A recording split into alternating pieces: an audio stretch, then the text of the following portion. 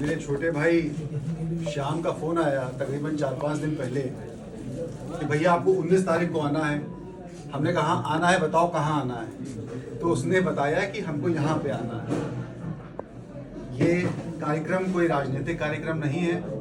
2 शब्दों में बात समाप्त करनी है। सर्वप्रथम मैं मेरा स्नेह प्रेम मेरे छोटे भाई के लिए, जिसने अपने छोटे भाई होने का कर्तव्य और मुझे इतना गौरवमय तरीके से यहाँ प्रस्तुत किया जितना शायद मैं डिजर्व भी नहीं करता हूँ, मैं हूँ भी नहीं। जो भी दिया, जिस भी पद पर हूँ, जिस भी कद पर हूँ, वो आप अधिवक्ताओं द्वारा दिया गया है। मुझे ही क्यों, मेरे पूरे परिवार को दिया गया है, मेरे पिता को दिया गया है, मेरे ससुर साहब को दिया गया है और मुझे दिया गया है।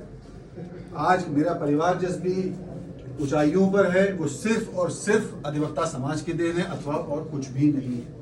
अगर पहली सीढ़ी से अंतिम सीढ़ी तक मेरे जीवन में, मेरे परिवार के जीवन में कोई रहा है तो वो अधिवक्ता रहे, वकील रहे, अथवा कोई और किसी तीसरे का कोई भी योगदान नहीं रहा।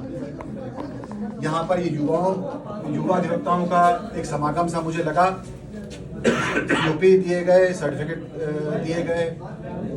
तो मैं उन युवा अधिवक्ताओं से एक बात कहना चाहूँगा, संविधान से ऊपर, आईपीसी, सीआरपीसी, सीपीसी से ऊपर, कानून की समस्त किताबों से ऊपर अगर कोई चीज़ है, कोई चीज़ आपको इससे भी ऊपर अगर ध्यान में रखनी है तो वो धैर्य है, धीरज है और अनुशासन है।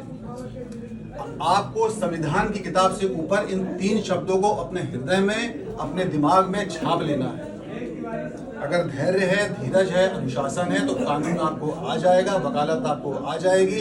ऊपर तरक्की करने से आपको कोई भी व्यक्ति नहीं रोक सकता। ये इस बड़े भाई का आप लोग को वादा है।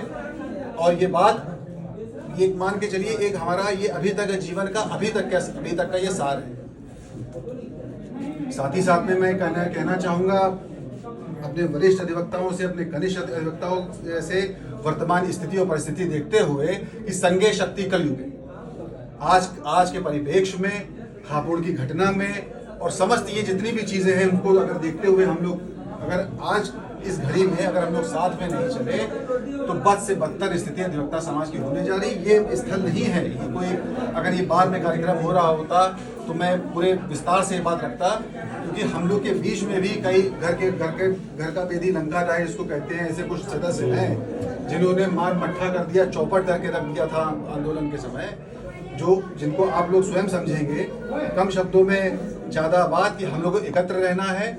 आए दिन कुछ ना कुछ घटनाएं ऐसी हो रही हैं और सरकार की तरफ से बजट के तौर पर, और ना ही क्या कहते हैं कि एक जो सरकार एक मुखिया होती है प्रदेश की, एक देश की, उसके तौर पर हम लोग को उतना सहयोग नहीं मिल रहा है। अगर सहयोग मिल रहा होता तो आप लोग के समक्ष होता, बजट मिल रहा होता तो आप लोग के सामने होता।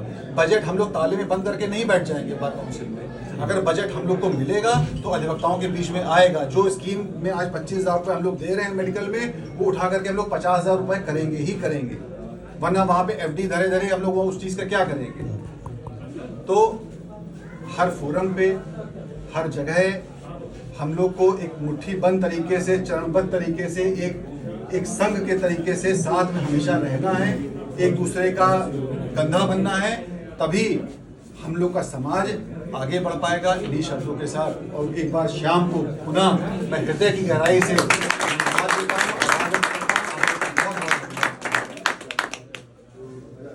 बहुत ही कम शब्दों में हमारे संरक्षक मातृ संस्था के सदस्य, पूर्व अध्यक्ष माननीय श्री परेश मिश्र जी ने हम सभी को अपने आशीर्वचनों से अनुग्रहित किया है। समापन करने की कुछ और इसी कार्यक्रम के अनुक्रम में मैं अपने